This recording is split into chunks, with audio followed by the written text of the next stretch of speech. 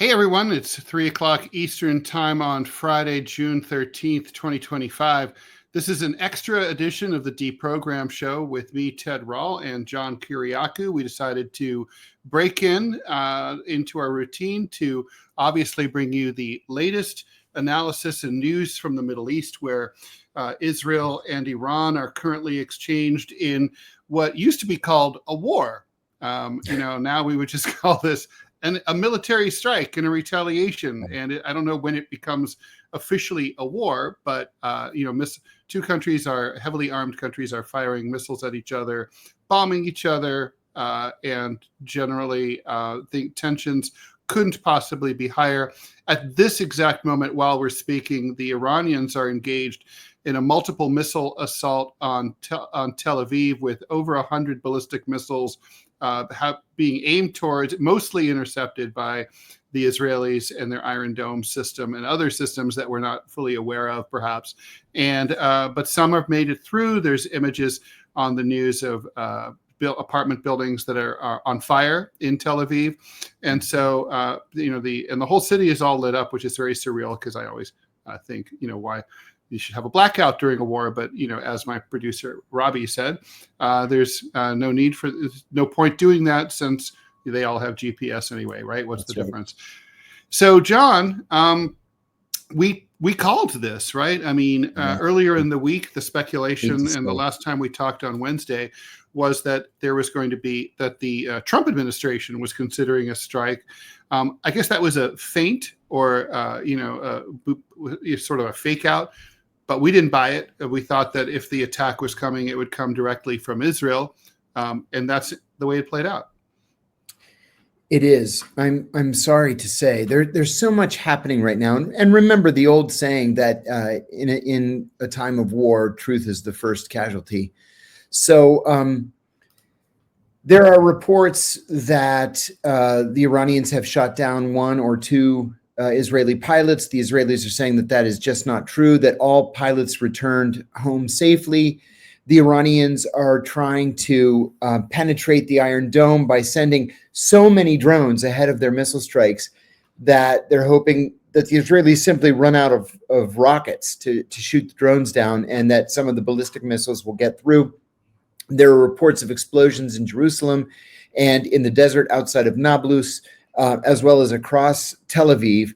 But there are not just reports, videos, confirmed videos of explosions all over Iran. And I think we should take with a grain of salt these reports from the Israeli government that they've hit just Iran's nuclear sites and leadership sites.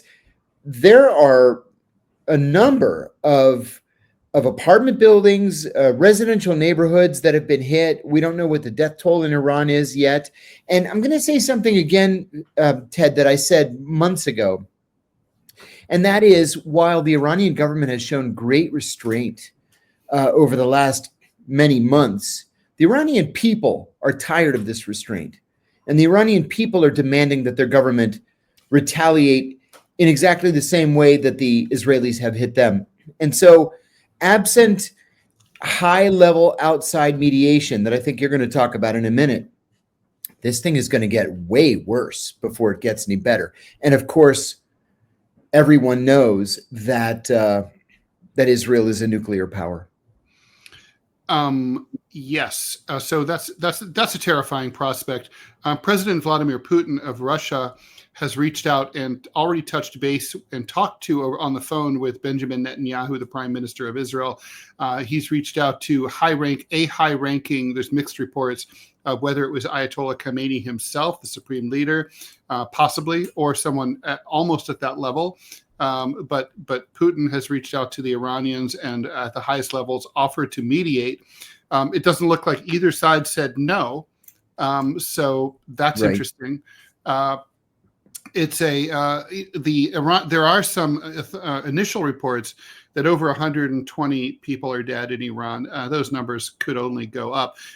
This was a multiple attack in various cities across the country, mostly in the center and western part of the country, and directed towards military facilities, military airports, nuclear weapons, not weapons, nuclear power research facility, as well as assassinations of high-ranking government officials. Yeah, we should talk about that, Ted, because this is exactly the same strategy that the Israelis used against both Hamas and Hezbollah, where you decapitate the leadership. Well, they killed the 4 top-ranking military and nuclear officials in the country. Killed all 4 of them. It was equivalent to killing the chairman of the Joint Chiefs of Staff. And he was the first one to go. Yeah. And there are reports that the Israelis are not denying that those leadership assassinations took place using Israeli drones that had been smuggled into Iran, a la Ukraine smuggling drones into Russia. It's the same kind of operation. We're seeing the future of warfare here playing out. Both in Ukraine and in Iran, the future of warfare is from warfare. Whether we like it or not, I don't like it, but it's going to be carried out with cheap, fast drones, whether they're armed like most American drones are, or they're suicide drones, which both Ukrainians and the Iranians produce, and the Israelis, and I think it's like 16 countries produce. This is the future of warfare. And surveillance, of course. And surveillance, absolutely. Targeting.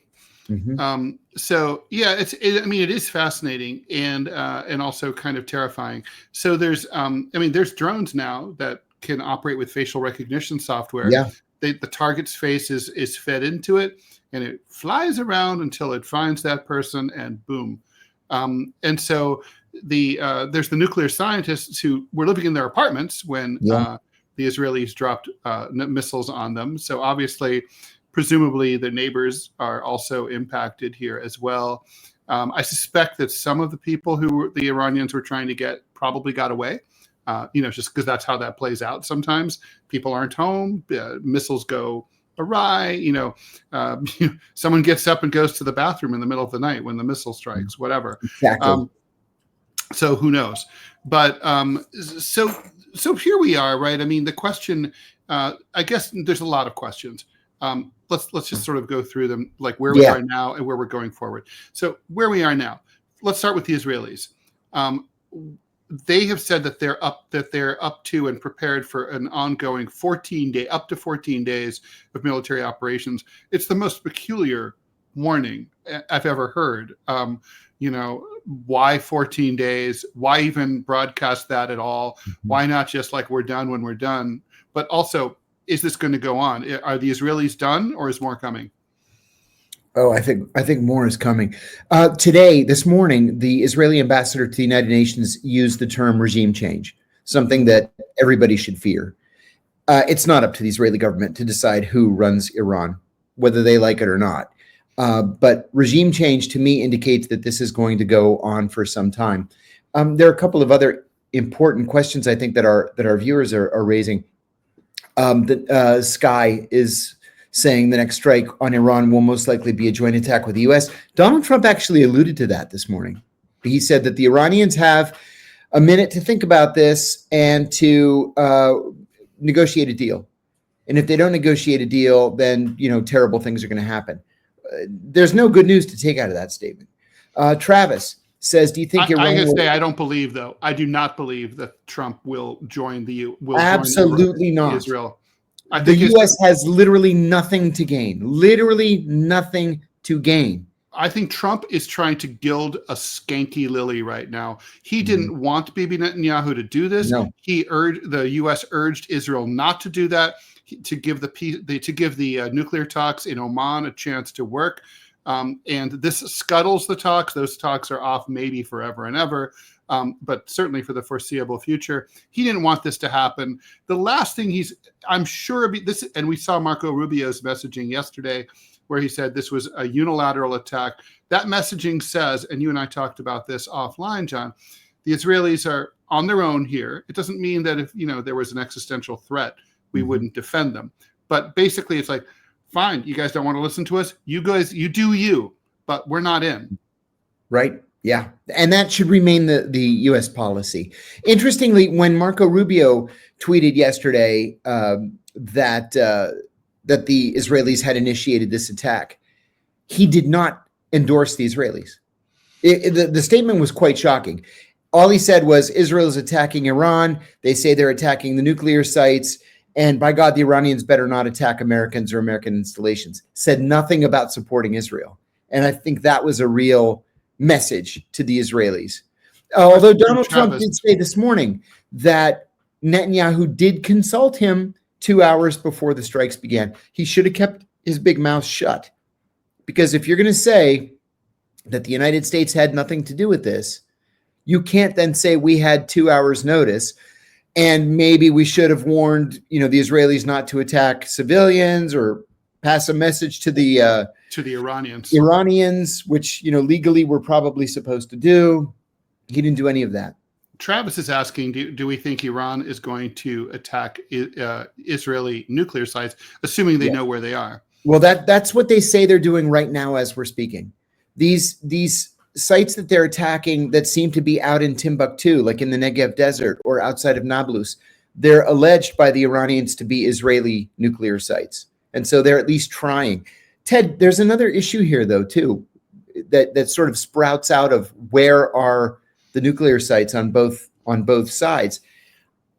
One thing we haven't talked about is what appears to be a vast Israeli intelligence network inside Iran. Yes. It's stunning to me. It's ongoing, right? I mean, ongoing. We had the assassination. It was like blinked and you miss it, but it was covered extensively in the New York Times and the Washington Post. The assassination of an important nuclear scientist. He was driving on the road, and then basically a remote control machine gun mounted on a truck on the side of the road, much like the last episode of Breaking Bad. Yes, very much so. Basically operated remotely by someone presumably in Tel Aviv. Shot the dude as he was driving down the street. Now that whole enterprise. Well, how did the gun end up there in the first place? Yeah.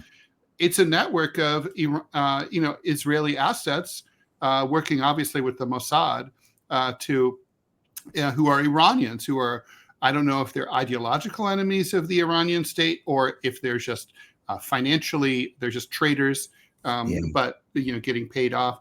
But the Israelis.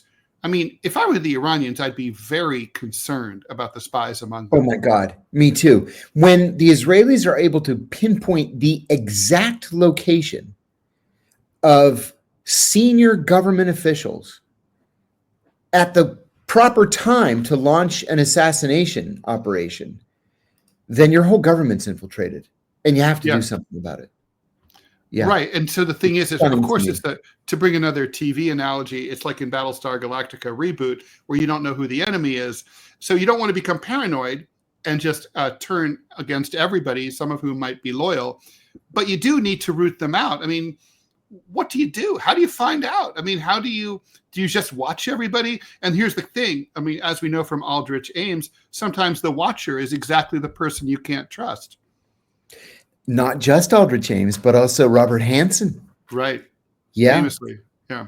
Yeah, I think you're exactly right. And, when you're so deeply infiltrated like this, where do you even begin? Do you end up with another, and I hope I'm not getting too far off the subject, but do you end up with another James Angleton situation where you just suspect everybody of being a double agent? You suspect everybody of working for the Israelis? And then what? You start hanging people? Even risk hanging innocent people? I don't envy the Iranians. You can't do that right now. No, it's a no-win situation. Definitely, it's very hard to thread that needle and just find the bad people without, making everyone else crazy. What is okay? So then we got to talk about the retaliation, right? Also, so I agree. There's going to be more Israeli strikes. The Iranians, meanwhile, are striking. How much damage can they do, really? I mean, obviously Israel has some formidable defenses, and we were watching Fox News in the feed before we came on the air, and they were sort of making sly allusions to mysterious anti-missile defenses that were stationed in the Eastern Mediterranean. I wonder who they could be talking about.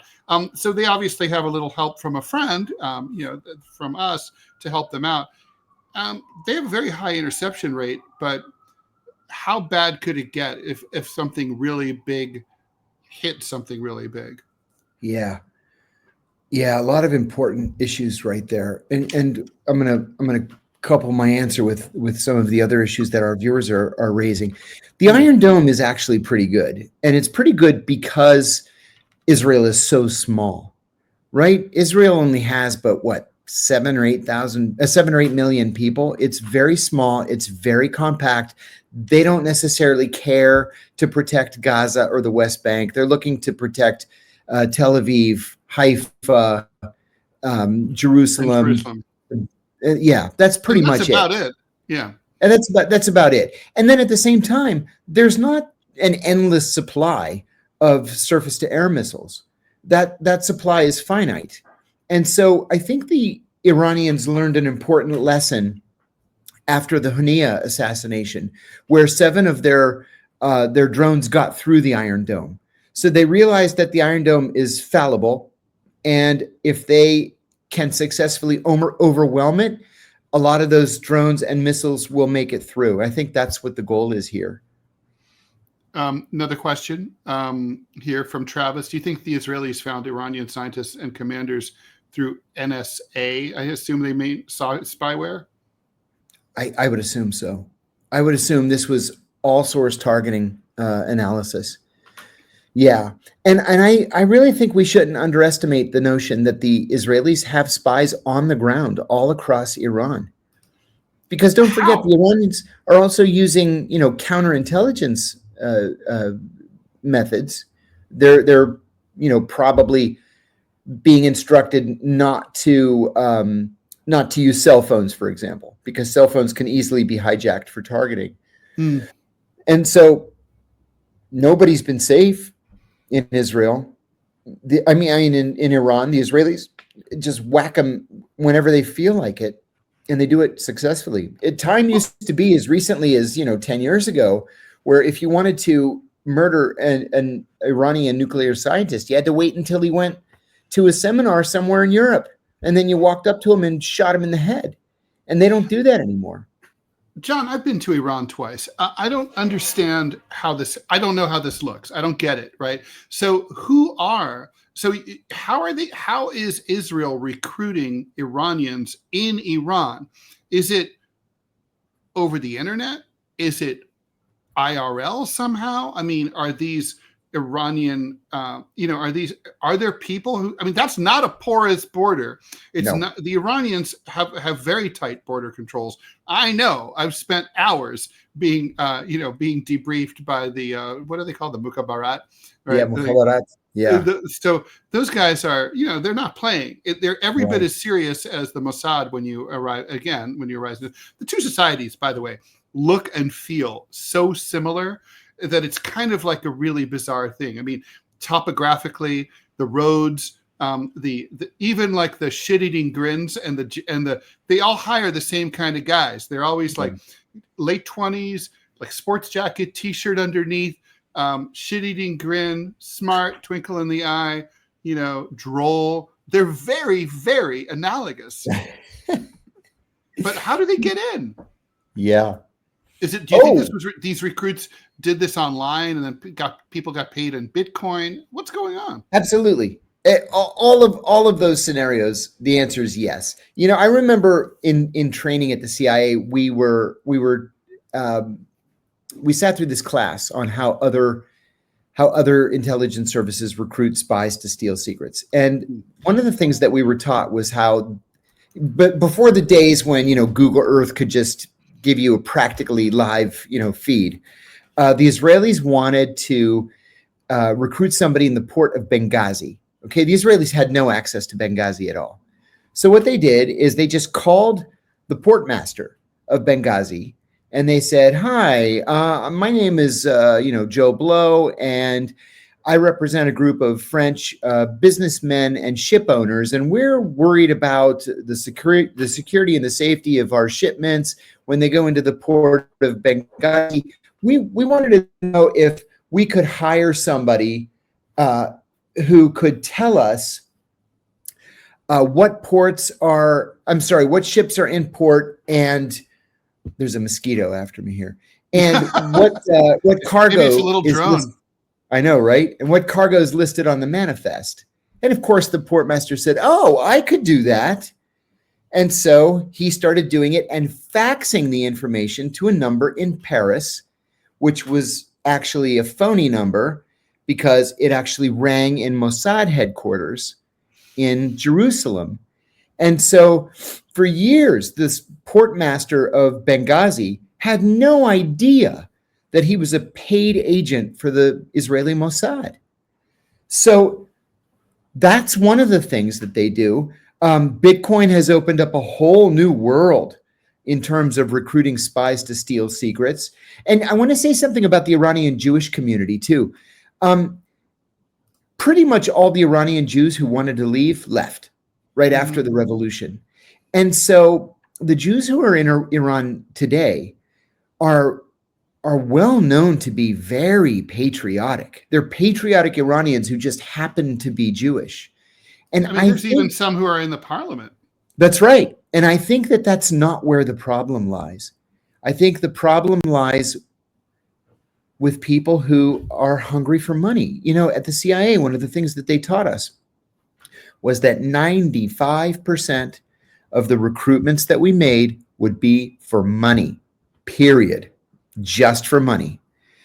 Ideology played no role. Revenge didn't play a role. It was all about the money. And I suspect that's what we're seeing here. You know, maybe some of these government functionaries are not necessarily pro-regime, but I think that the Israelis are promising them great riches. That's what this comes down to. And I guess that the question is, how do they deliver those riches, across into a controlled society like Iran, which is subject to sanctions? Well, you know, what the CIA would do is they would pay you in Bitcoin, or they would pay you directly into your account at the CIA. The CIA, you know, has a banking function where they can open a bank account within the CIA for you and give you your money.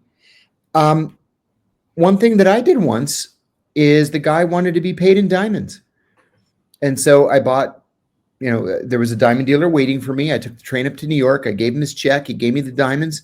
I flew the diamonds back out to the field. I gave the guy the diamonds and I said, if you ever want to cash a diamond, call this number and tell Mike that you want to meet him for coffee. And what that means is it'll trigger a meeting tomorrow night at 8:00 in the lobby of such and such a hotel. And the guy's going to be there with cash and you can give him your diamond. So the Iranians can do the same thing. You know, there are lots of tourists in Iran, and it's not hard to hide diamonds. You just, you know, put it in your sock or whatever. Put it up. I mean, up your butt. They didn't search me when I entered Iran, even though I was subject to a number of hours of questioning. But they didn't search. I don't even think they searched my luggage very thoroughly. Went through a detector. I want to add too that our producer Robbie is telling us that the Israeli Defense Ministry was just hit by a rocket. Again, unconfirmed, but it looks like this is going to be the kind of news that we're going to be reading about in the coming weeks. Yeah. So, I want to take note, and I think it's worth taking a beat to just ponder the fact that here we have Israel has just started an unprovoked war against Iran. I mean, by no account could anyone historically or politically or legally say that Iran provoked this war. To the contrary, they were sitting down with the Americans to negotiate a reduction of their nuclear enrichment capabilities. They were trying to bring this in for a landing. And the Israelis decided to scuttle this accord. I mean, we can talk about the Israeli motivations here. I mean, I don't, for one, believe that Iran ever posed any kind of existential threat to Israel. No, I agree. don't think. And, you know, I mean, the thing for me, I mean, here's my take, John, you tell me if you agree. I mean, it always felt to me like, Iran didn't have to denuclearize at all. They inherited the non-proliferation treaty from the Shah. They had a revolution. Correct. They could have said, all things from the Shah, fuck that, we're not part of it anymore. Right. We don't honor it. But they didn't do that. And the strategy was nuclear weapons are expensive. We don't want to get involved in an arms race. We don't want to become provoke an attack by the Israelis or the Americans, ironically. And so we don't, it's more trouble than it's worth, right? We just don't want it. And so, but there's this narrative that the Iranians are dying to have nuclear weapons. They're working night and day to try to get there, and they were just plotting and scheming to to attack Israel and wipe it off the face of the earth. That's right. It's a fever dream, right? Yeah, and the CIA has written over the last 20 years. The CIA has written at least 3 national intelligence estimates, which is the analytic conclusion of the entire American intelligence community. And 3 times they have concluded publicly that the Iranians do not have a nuclear weapons program. If they want one, they could do it. And they have every right to, right? And they have every right to. It's not like they're being punished for having done something wrong. Like and the Israelis have been saying for 20 years that the Iranians are 6 months away from a nuclear bomb. 20 years we've been hearing this. And there is no nuclear bomb. It's Zeno's paradox. Yeah, it's like it is. Closer and closer. You never really quite get there. That's right. It's so yeah. So I mean, I guess the question is, I want to also ask you this, John. How do you think this is playing domestically for Netanyahu in Israel, or how is he hoping for it to play? Yeah. It's too early to tell how it's going to play. That's a good question. Gideon Levy, the outstanding columnist from Haaretz, was on. He was on the BBC this morning. I watched everything this morning. I have to think where it was that I saw him. He was on BBC, and he said that this policy is specific to Netanyahu and the extreme right wing in Israel. The Israeli people do not want to fight Iran now, right? They're already at war in Gaza, slaughtering innocents. They've already begun to provoke a conflict in the West Bank. They're still fighting Hezbollah. They bombed Syria a week ago, and now they're engaged in a war with Iran. Where does it end? They can't keep this up. Well, I mean, it does seem a little bit like Germany in 1944, right? Like it's a lot of like flailing and desperation, like dead enders almost. Although, I don't think Israel is finished, but it does reek of desperation. Maybe Bibi is finished. Yeah, I hope that's the case, frankly. I mean, I hope Bibi's finished. I mean, what conversations do you think are happening privately between Trump and Bibi? I mean, they're frenemies. Yeah, they're frenemies. It's my understanding from somebody in the White House who has actually seen them interact that they're not even frenemies.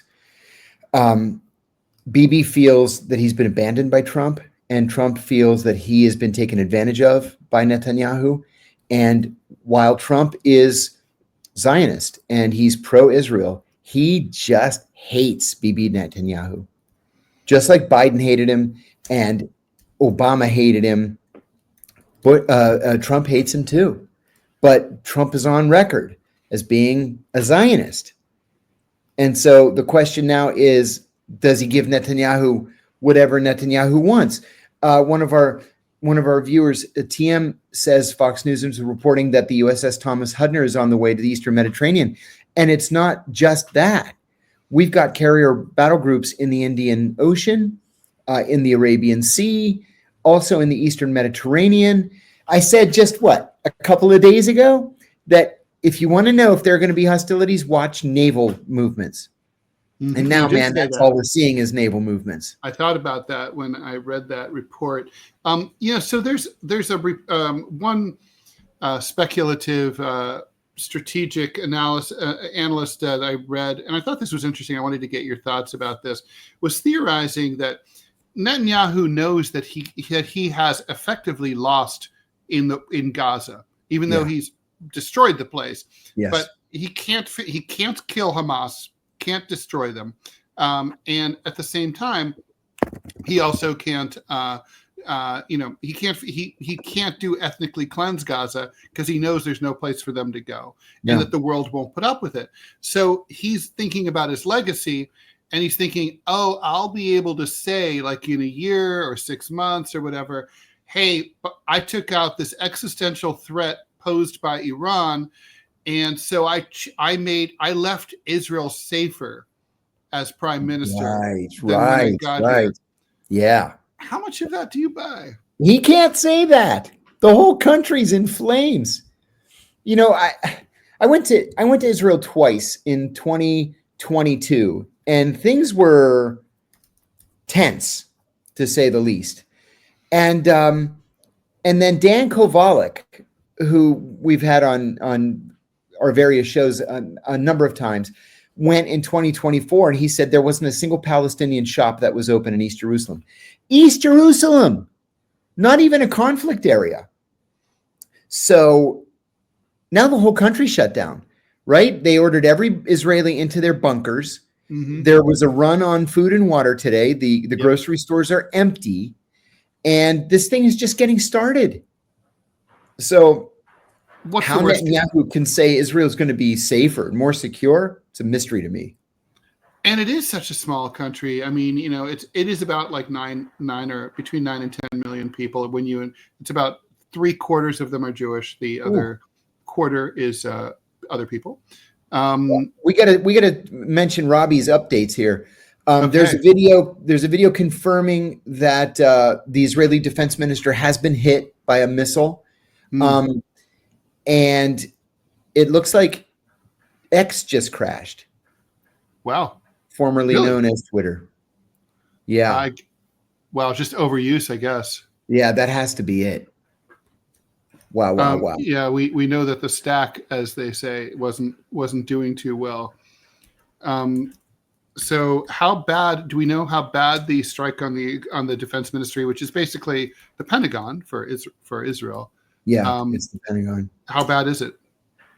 I don't know.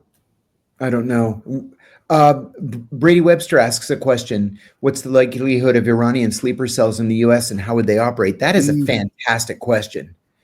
I've told the story a number of times that when I was stationed in Pakistan, we did a raid in the middle of the night one night on the Taliban embassy. And we took literally everything that they had. Well, one of the things that we confiscated was a file folder full of telephone bills. And the telephone bills showed hundreds and hundreds of phone calls from the Taliban to numbers all across the United States. Everything from Bethesda, Maryland, and Portland, Maine, to Kansas City, to Glendale, California, north, south, east, and west. And to make a long story short, the FBI never investigated those numbers. I was of the very firm belief that those were Al-Qaeda sleeper cells, or at the very least, Taliban sleeper cells. We have to assume that there are Iranian sleeper cells in the United States. And I know that there are Hezbollah cells. The FBI has told me this when I was still with the CIA, at least in Detroit, in Lansing, Michigan, in New York City, and not just Manhattan, but in Brooklyn as well. So I think we should believe that these things exist. Now, the FBI generally knows that they exist, and that's not to say that they'll be summoned into action, but it's something that we should probably be worried about and focused on. By the way, a little more breaking news: Israel has closed all of its embassies around the world. Oof. And the chief of the IAEA, the International Atomic Energy Agency, says that a nuclear leak has been detected at Natanz, which is the largest Iranian nuclear research facility. Oof. No, that's not good. Oh shoot! And my connection apparently is not good. Sorry, I'm not at my house. Yeah, sorry you're a little foggy. We've got to get you on that new cat. We've got to install that new camera. I'm gonna install the new camera this weekend. Absolutely, yes. Yeah, they're mostly plug and play. It's yeah. Doing it. Sorry about that. But yeah, so if that's true, I mean, I think the cliche is it's sort of like the Death Star, right? Like if a nuclear power plant gets hit, that it'll blow up. But it doesn't really work that way. Right. That's not how fission works. No, but still, that's how gasoline works. Yeah, exactly. But gasoline is what makes the big fireball. But you end up with the radioactive leak. Yes. So this would be more of a 3 Mile Island than a Chernobyl situation. Right. And that's not good. No. But I mean, how many violations of international law does Israel want to rack up in a 24-hour period? I mean, it's funny, Ted. This morning or middle of the night, I have trouble sleeping like every 60-year-old man, and so I was up from 3 to 5 just flipping through the channels, and I said that to a friend of mine who's also 60 and who also has trouble sleeping. We were texting each other, and I said, how many crimes against humanity are the Israelis going to commit in one night? And apparently, they don't care because they're still committing them during the day. It's like, how do we do it? Volume. They're assassinating nuclear scientists. They're starting unprovoked wars. They're blowing up civilian power facilities. Yes.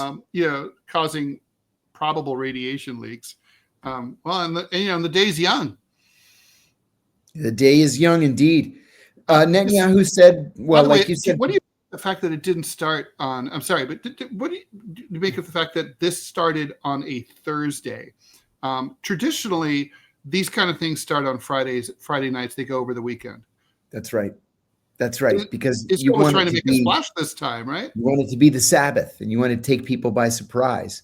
Mm-hmm. But you're right. I think the Israelis either truly believe that the Iranians are some kind of crazy threat, or they were just tired of failing to convince Donald Trump to launch the attack instead of them, and they just decided to go for it.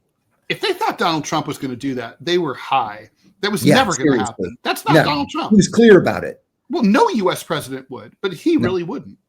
No, and I've said before on the show that every president in all the years that I served in government, right, starting at the very, very end of Ronald Reagan, every single president told the Israelis no. Every single president was asked by the Israeli prime minister, whomever he happened to be, to attack Iran for the Israelis, and every single president said no. And now we've got an Iran that is very close to Russia and close to China and close to India and has good trade relations with the British and the French and the Germans and the Japanese, and nobody wants to see this war taking place. So the AP is reporting just now that indeed, as we surmised, the U.S. From its destroyer-based missile defense systems are intercepting Israel-bound Iranian missiles. So we're involved. So we're involved, at least in defense. But I doubt that. I mean, here's a question: does it count? How much does it count as involvement from the standpoint of the Iranians if we provided them with which I'm sure we did, intel and targeting information? I mean, to me, that would count for a lot if I were the victim.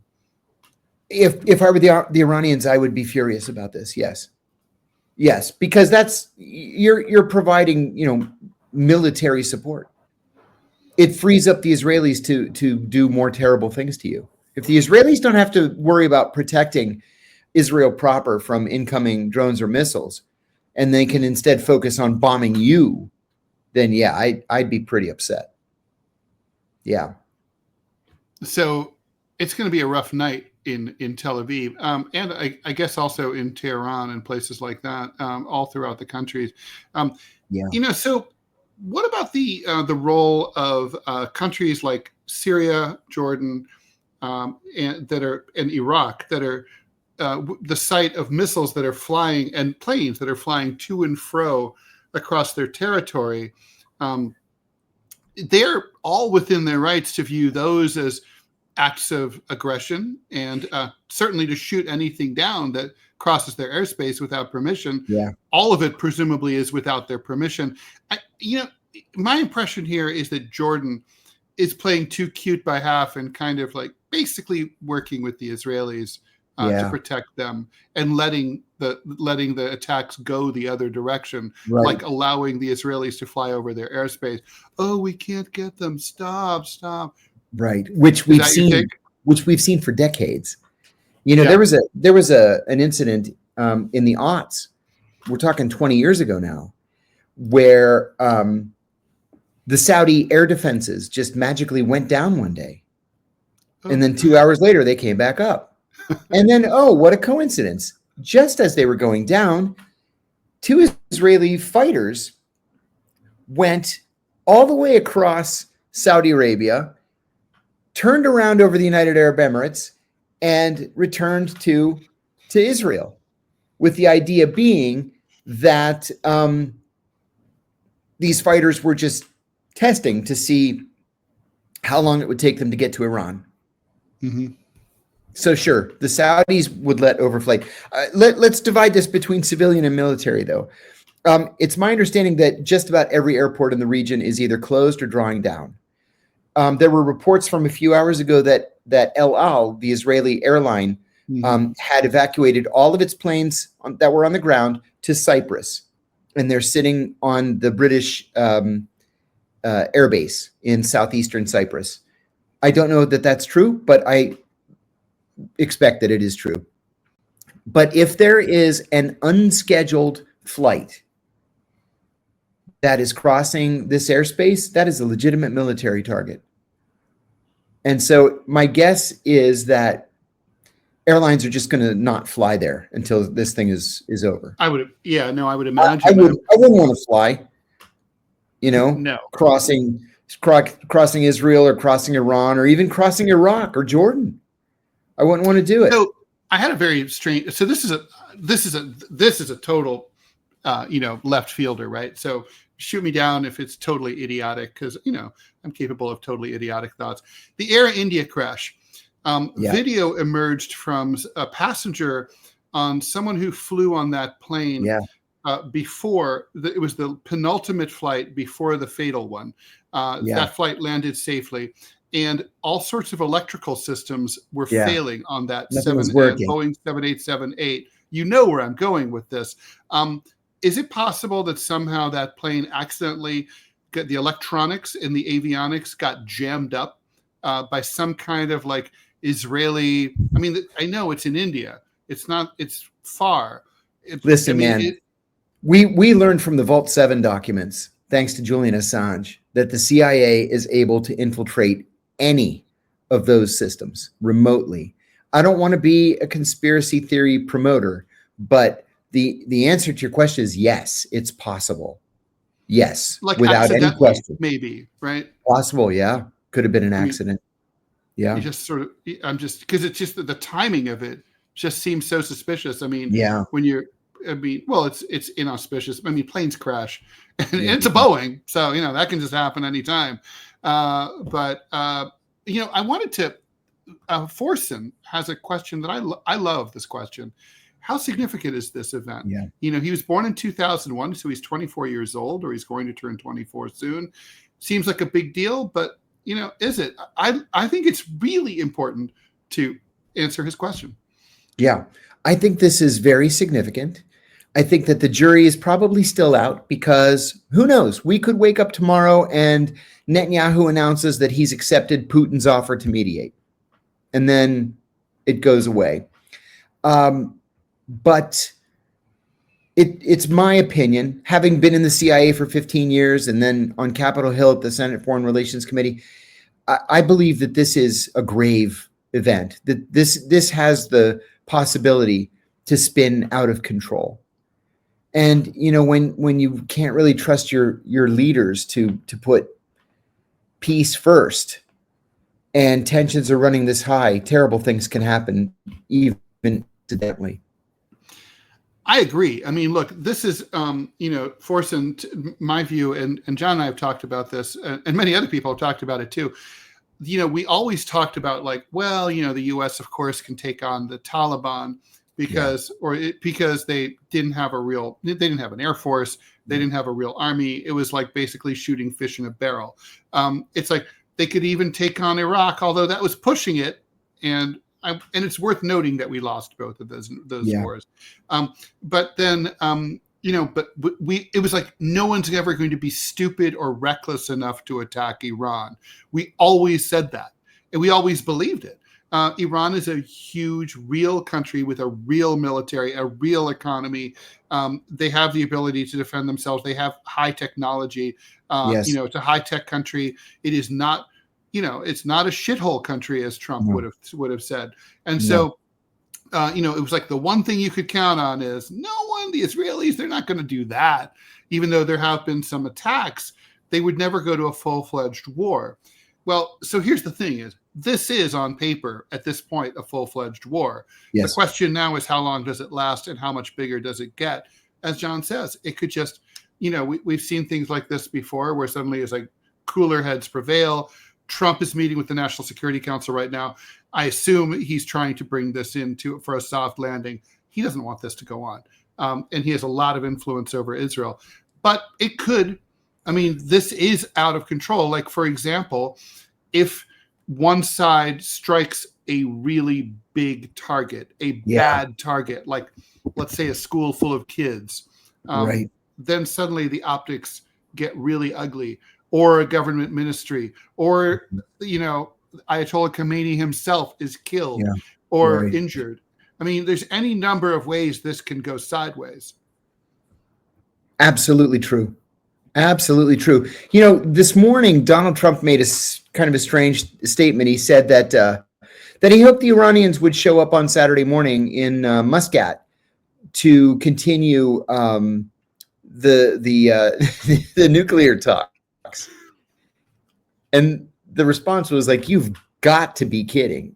In fact, Robbie says, the U.S. is trying to convince Iran to return to the nuclear talks. Iran replied that there is no question of talks and that the war has already begun.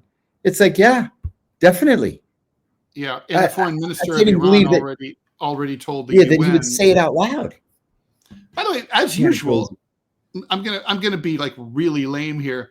Where's the UN Security Council, which exists for exactly this kind of thing? What the hell are they doing? Literally nothing.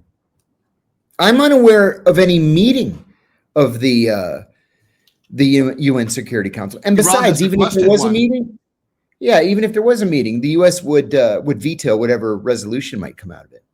Oh, here's an important question, and I'm glad Brian's asking: what's Israel's end goal? What do they want here? Or what is Netanyahu's government after? I don't really believe they're worried about nuclear proliferation at all, unless they're just stupid. No, I think they want to overthrow the Iranian government, put in some kind of rump government or pacifist government. They're high. That's not going to happen. Yeah, no, it'll never happen. No, never. Not at their behest. Let's put it that way. No way. If that ever happens, it'll be because of something else. That they might have been able to do that in 1979 or 1980. Sure. But no, not today. I think that's what they want, though. Well, back then, the U.S. had its opportunity to have, a relatively moderate partner in the form of Iran, in the form of Ayatollah Khomeini, and instead we decided to radicalize the situation. I think John needs to reboot. There you are. We had the opportunity to have like a nicer, kinder Iran. We had when we failed to back up Khomeini, and then things got more radical, and because we just like to. John, you were in this space. Answer this question. I've never asked you this before. I've always wanted to know. You're the perfect person to answer it. Why on earth does the secular government of the United States love to do business with radical Islamists like, back in the Soviet period, Osama bin Laden, but the Mujahideen, Al-Qaeda, over and over and over. And then in the Iranian Revolution, like we can't go with the socialists, got to go with the hardliners. Yeah. What's up with that? we have nothing in common with them. No, it's the failure of policy over and over again. There was an obsession in the U.S. government, an obsession with communism. And it's funny, so many American policymakers are unable to differentiate socialism from communism. And so anything that might be slightly left of center is deemed to be an enemy. And so historically, we've been more comfortable dealing with right-wing fanatics, religious fanatics, than with communists or socialists. Christians asking, don't these type of attacks perpetuate Iran's desire to get nukes? Right now, Kim Jong-un is like, hello, this is exactly what, hello, Gaddafi, hello, Saddam. This is what happens when you don't have, like the nuclear insurance card. Don't leave home without it. That's right. Right? Doesn't it? That is it. It would for me.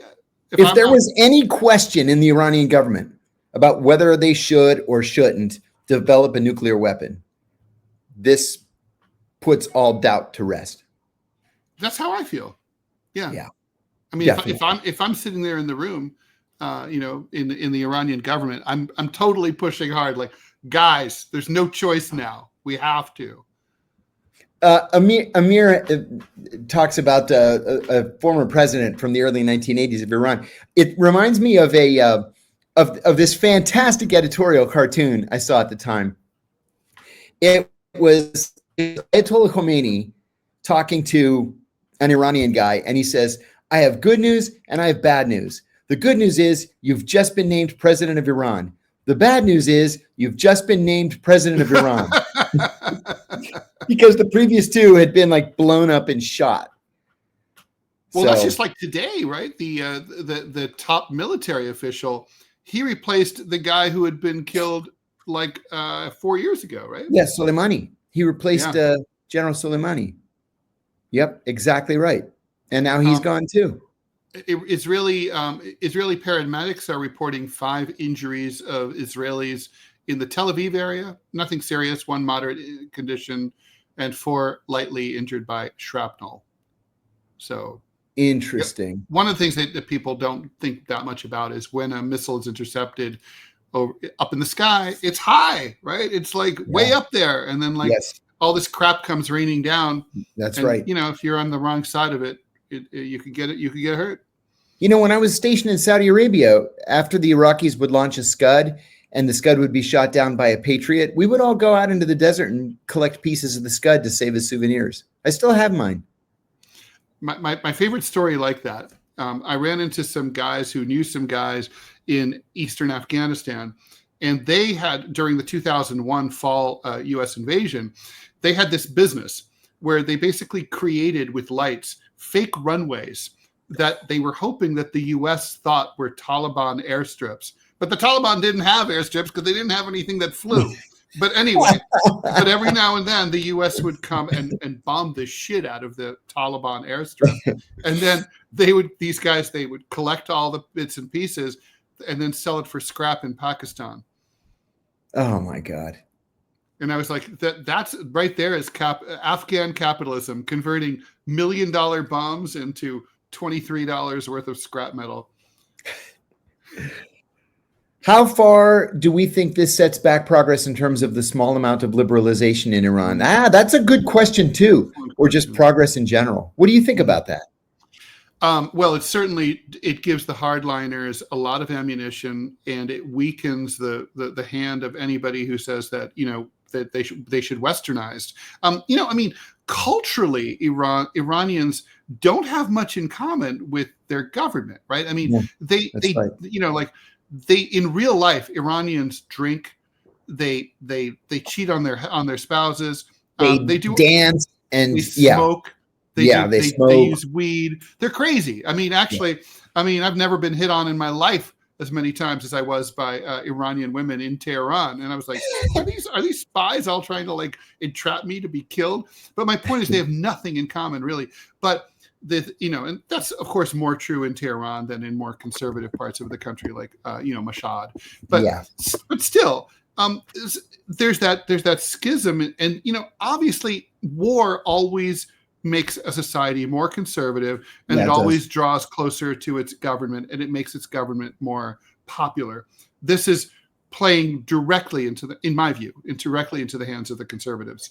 One of the Iranians that I was speaking with this morning just condemned President Pezeshkian and said, this is what we get when we choose a moderate. And I hadn't really thought about it that way. But I think you're right, Ted, in your analysis that this is going to encourage a move to the right. I really do. It's really unfortunate. As far as, I think just for me, and also I think from a standpoint of what American policy ought to be. I'm not sure what it really is. That's a completely different question. By the way, very quickly, if you like the show and you like what you're hearing, please support it. Please hit like. Please support it. Thank you so much for the donations that we've gotten here. Thank you very much. YouTube chat, very, very generous. Please subscribe if you're on YouTube. Please follow if you're on Rumble. Makes a huge difference for us, and we really appreciate this growing show. We want to keep it growing, and so thank you so much. So what is this? Could this become World War III? Yeah, it could. Wow. Peter Kuznick has been warning of this for weeks, because he said that.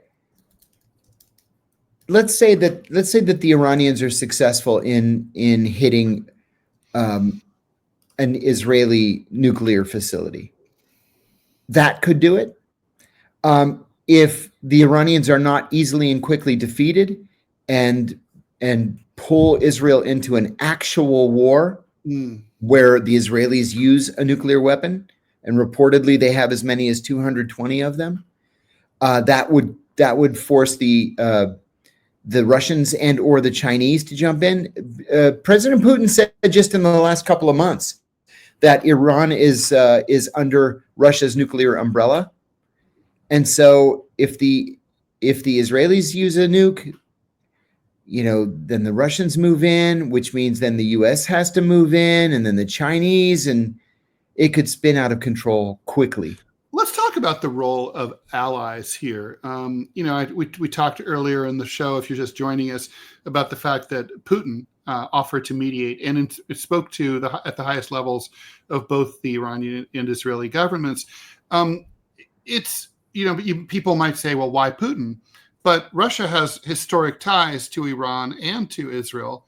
It would be a natural mediator, actually, in this scenario. Absolutely true. That's right. And it could be like, hey, you crazy kids, let's sit down and have some vodka and work this all out. Mm-hmm. But it's going to have to be some kind of outside source, right? At this point, it's. I don't know, as much as he wants that Nobel Peace Prize, Donald Trump doesn't have the negotiator gene in him, does he? No, he's happy to bark orders, but he does not have the negotiator gene. No, I don't care what he says. He's not a negotiator.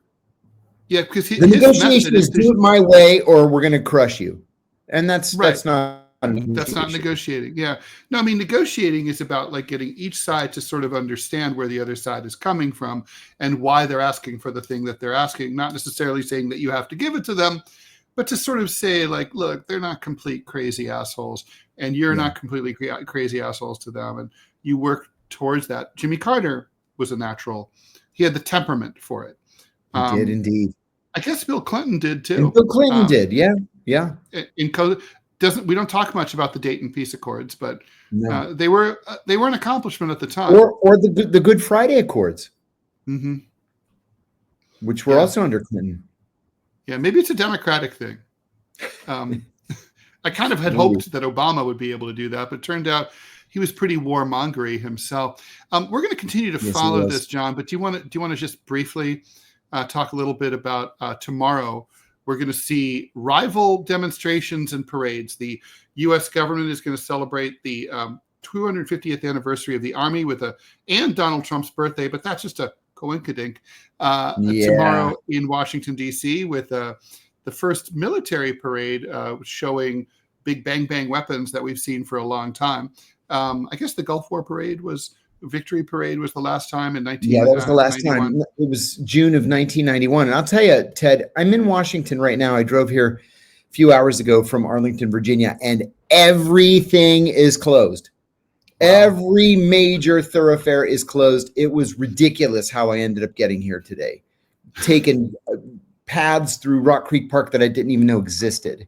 But there are tanks freaking everywhere that you look. Tanks and armored personnel carriers. There are going to be lots of flybys, both fighter jets and helicopters. It's going to be a big deal. Unnecessarily so. It's going to cost, I think the Pentagon said, $134 million. It's going to completely wreck the streets, which is what happened in 91 with the Gulf Victory Parade. Yeah, because of the tank treads. People. The tank treads completely tear up the streets. You can't even drive on them afterwards. Yeah, they have to immediately be repaved. It's. I mean, talk about an unforced error. And at the same time, there's a series of demonstrations that are expected to be in as many as 200 American cities, including here in New York City, called the No Kings protests, which are kind of being, these are being organized by the same people as the hands-off protests from April, the 50-51 people. So it's sort of like an alliance of the usual sort of, I hate to say it, Democratic Party aligned kind of groups like Move On and the ACLU and so on. That's all taking place. Interestingly, they did not call for one in DC because they didn't want to risk any kind of violent conflict with the federal government or with the Trump administration. I can't decide whether that's whether that's wise out of an abundance of caution, or if it's a cowardly abdication of the expression of the First Amendment in the nation's capital. I literally don't know which it is. Donald Trump did say a couple of days ago that if anybody messed with his parade, he was going to come down with an iron fist. I believe him. It may have frightened people off. Well, I'm sure that's the idea, right? That's the whole point of bullying. Yep. So those demos are going to happen tomorrow. I mean, I imagine a big part of the focus is going to be deportations. What is your sense of the mood of the country on deportations? I mean, the polls show that most Americans still are in favor of deportations, certainly far more Republicans than Democrats, but it's not like the idea of throwing out undocumented workers is unpopular with the public, but there seems to be some discomfort with the methods. It is the methods that bother people. Immigration officers wearing masks and snatching people out of courtrooms or off the streets, or summoning them to an office, presumably to have a visa extended or to get their green cards, and then snatching them and deporting them before they could even ask for a hearing. It's the methods that people are uncomfortable with. You're right, though. The polls show that people want these deportations to take place. I'm wondering, though, what happens when we can't staff restaurants, we can't staff, chicken processing plants or pork processing plants, that there's nobody to pick the fruits and vegetables. Then what do we do? I mean, it's going to be even, and that seems abstract, right? But like right here in New York City, where I live, every restaurant has undocumented workers working in the kitchen, cleaning and cleaning the dishes. They all do. So, you're going to go eat, and suddenly, you're going to be waiting an hour for your meal, where you would have been out in an hour. It's going to be, I think the inconvenience is going to be like overnight. And it's not just from the people who are being deported, ironically, at about less than half the rate that Obama was doing it. That's right. But it's the chilling effect. I mean, if I'm undocumented and I can afford it or finagle away, I'm hiding out at home. I'm acting like it's COVID, and I'm like not going outside, right? Ordering in. You will not see me. I will become pale from not seeing the sun. I mean, there's got to be a lot of people who are really laying low and not going to work.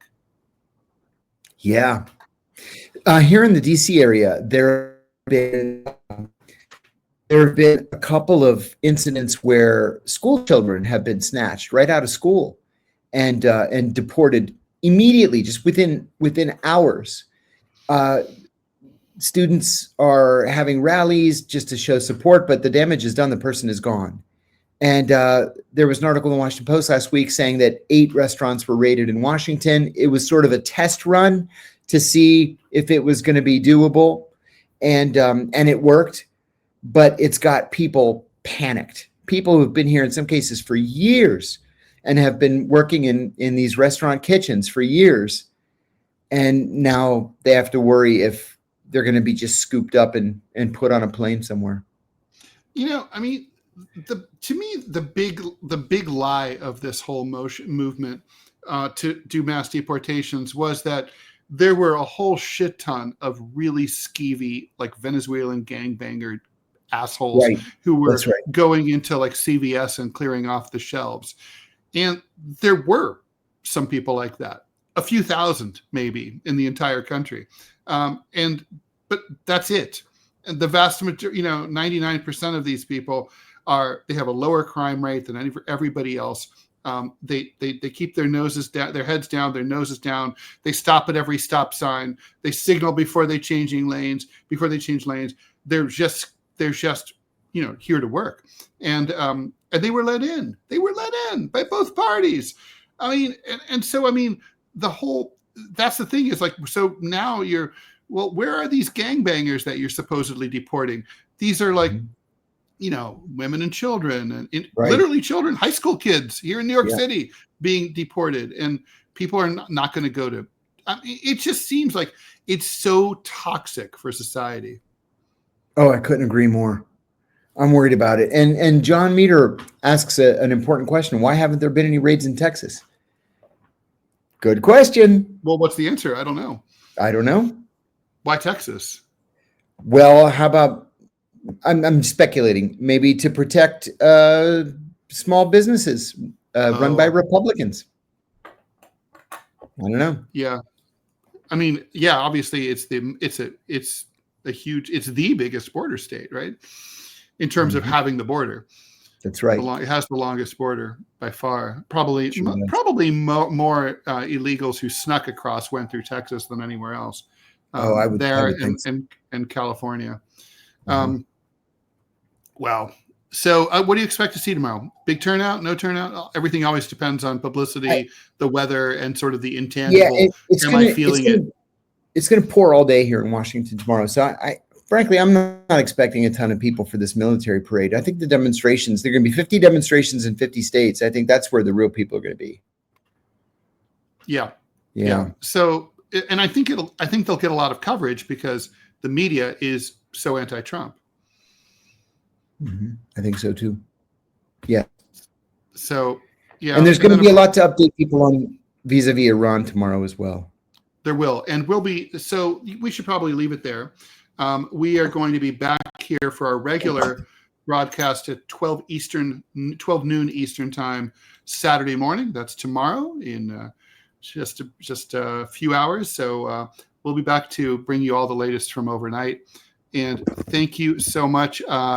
Akudini is saying, generously donated some money, says it would be great if it was on daily. Well, that's the intention. Well, so we're talking about that. Yes. Yeah, that's the goal. In fact, we will have one of the things we'll be discussing tomorrow will be partly about how we're going to move toward that. So that's right.